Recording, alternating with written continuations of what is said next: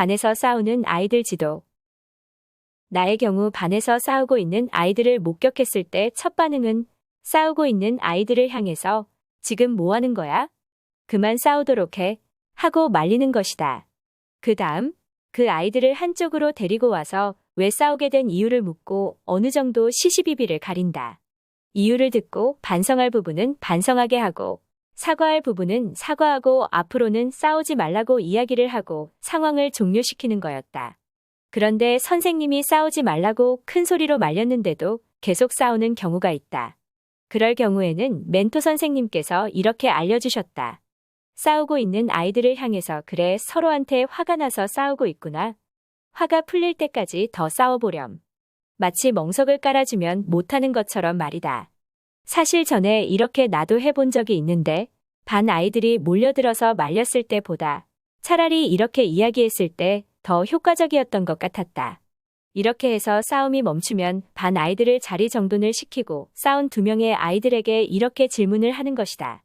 이때 반 아이들도 들을 수 있도록 공개적으로 지도를 해야 한다. 너희들이 싸운 이유가 우리 반이 잘 되라고 싸운 거니? 우리 반이 잘 되어야 하는데 그 부분에서 의견 충돌이 있어서 싸운 거니? 라고 물어본다. 그렇게 던진 질문에 아이들은 아마 아무 말도 못할 것이다. 당연히 아니니까 말이다. 그런 뒤 싸우게 된 이유를 간단히 묻고 싸운 학생 각자가 화난 이유를 말하면 그때 이렇게 말해주면 된다. 그래, 화가 많이 났었겠구나. 화를 내는 건 나쁜 것도 잘못한 것도 아니란다. 어른인 선생님도 화가 나서 주변 사람들과 말다툼할 때도 있고 집에 계시는 엄마 아빠도 서로 화가 날 때 싸우기도 하잖아. 그치? 하지만 너희가 잘못한 건 장소를 잘못 선택해서 싸우고 있다는 거야. 여기는 우리 반 아이들과 선생님이 함께 쓰는 교실이지. 그런데 너희들이 여기서 큰 소리로 싸우면 반 아이들과 선생님께 피해를 준 거 아니니? 이건 너희들이 선생님과 반 아이들을 무시했기 때문에 할 수 있는 행동이란다. 너희들이 존경하는 사람이 여기에 있다면 이렇게 싸울 수 있겠니? 그러면서 학년 초 자기소개서에 적힌 내가 존경하는 인물란에 적은 인물의 이름을 언급하면서 물어보면 된다. 예를 들어 나폴레옹을 존경하는 인물이라고 한다면 민석이는 여기에 나폴레옹이 있다고 해도 이렇게 싸울 수 있겠니? 라고 말이다. 사실 선생님은 너희들이 반 아이들을 무시하고 선생님을 무시해서 싸웠다고 생각하지는 않아. 단지 너희들이 이렇게 교실과 같은 공공장소에서 싸울 때 그 장소에 있던 사람들이 자신들이 무시당하고 있다는 생각을 한다는 것을 너희들이 모르는 것 같아 알려주려고 이야기하는 거란다. 알겠니? 선생님이 이렇게 알려주었는데도 교실에서 싸운다면 그땐 너희들이 선생님을 무시한 거라 생각을 할 수밖에 없단다. 학생들한테 무시당하는 선생님이 어떻게 학생들을 가르칠 수 있을까?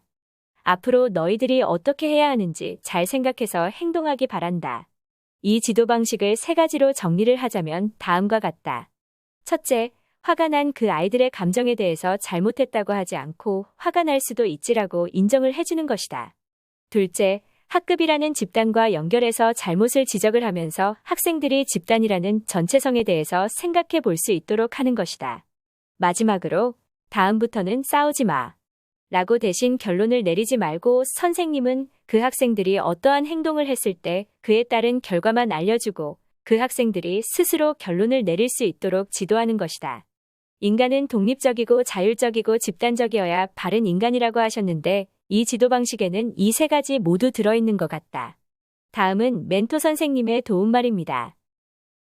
인재 양성은 어느 한 사람의 힘으로는 불가능하지요. 군사부일체의 부모와 공익과 홍익정신이 깃든 공교육교사에 의하여 이루어지죠.